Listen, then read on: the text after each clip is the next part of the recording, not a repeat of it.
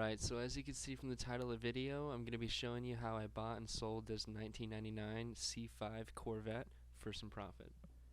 Let's start off with a walk around video of the car.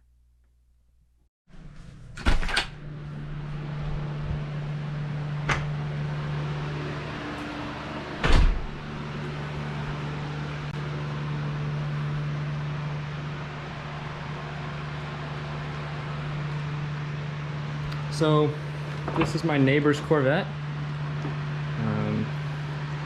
She's had it for about like 20 years.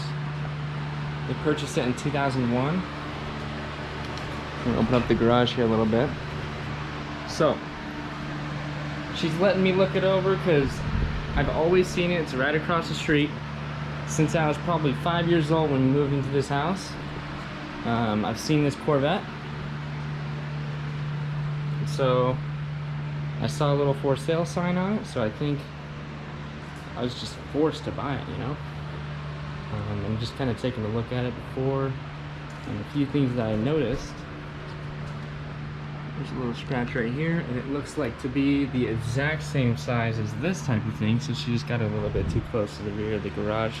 Close it on there, no biggie. This car has the LS1 motor.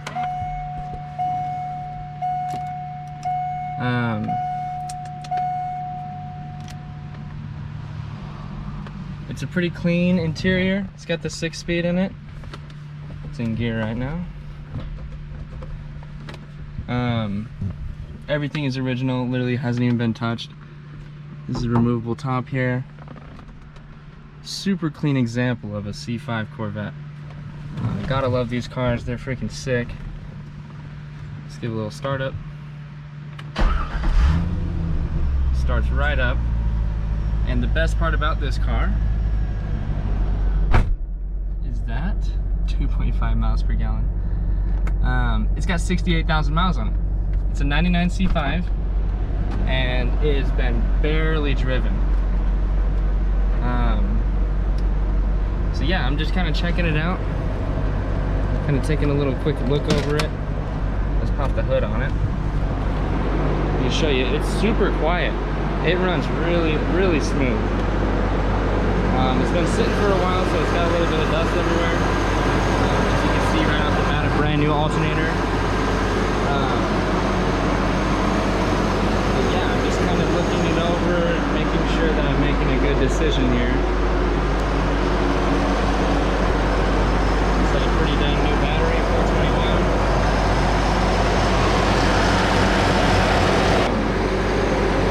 Let me shut this off. Well, let's go around to the back.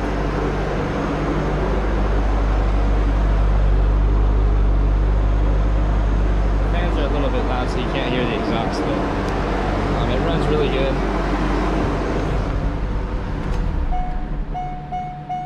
Seems like it might need new motor mounts or something. When I turn it off, it kind of shakes the whole car a little bit.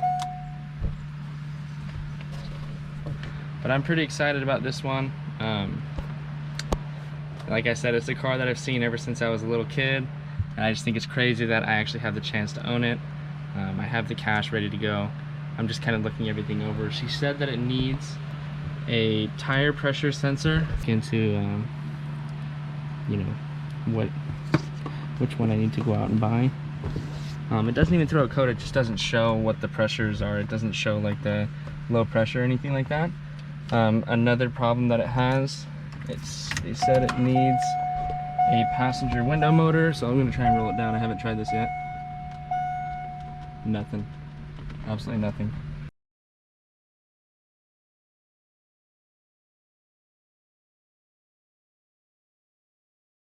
I don't know if you looked at me or not, you probably smiled that whole time. I mean,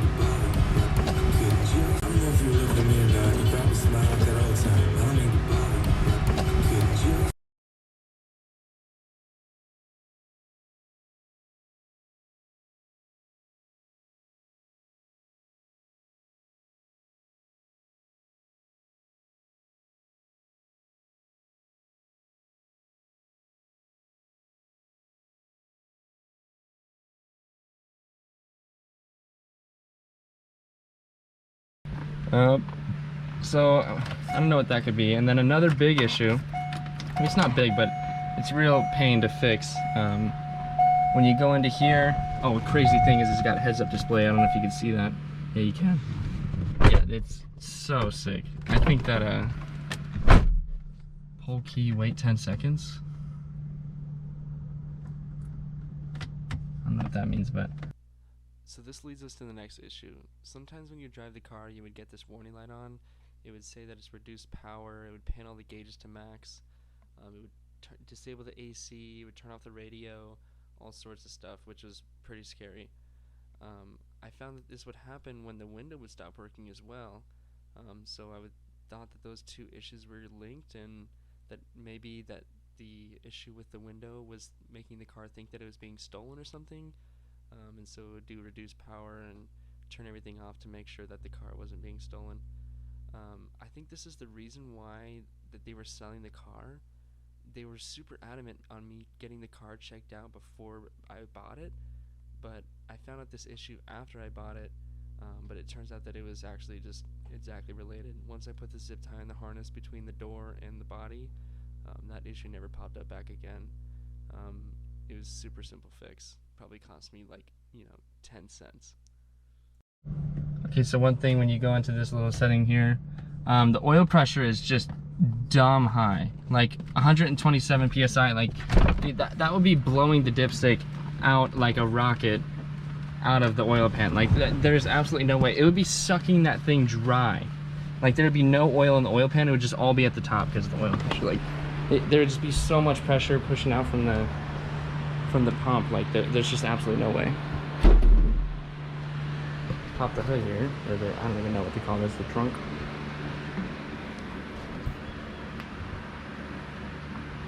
Pretty clean.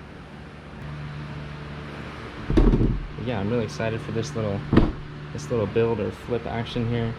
I don't know what I want to do with it.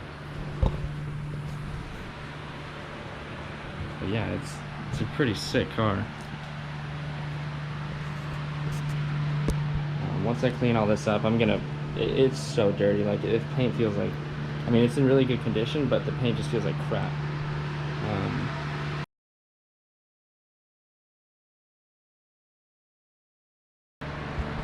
I don't know what else to kind of show here. I'm gonna check underneath it, make sure it doesn't leak or anything. No, nothing crazy like that. I'm okay with the problems that it has. Apparently the oil pressure sensor, you have to like drill a hole in here in order to like get a swivel wrench behind there and get that off, or you have to take this off and the whole valve cover. I mean the intake manifold, which just seems like an absolute pain. That's not worth it. Might just cut a little hole in it, and then just seal it up with something.